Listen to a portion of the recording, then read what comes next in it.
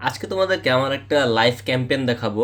ক্যাম্পেইনটা active আছে, আর ক্যাম্পেইনে আজকের রেজাল্ট খুব ভালো আসছে। পুরা পুরা মান্থের মধ্যে আজকের রেজাল্ট খুব ভালো আসছে, তাই দেখাচ্ছি। আমাদের রিচ হয়েছে 1923টা, ইমপ্রেশন হয়েছে 2346টা, ফ্রিকোয়েন্সি ছিল আমার 1.22। আর আজকের রেজাল্ট আসছে এই পর্যন্ত। আজকে হলো 22শে ডিসেম্বর।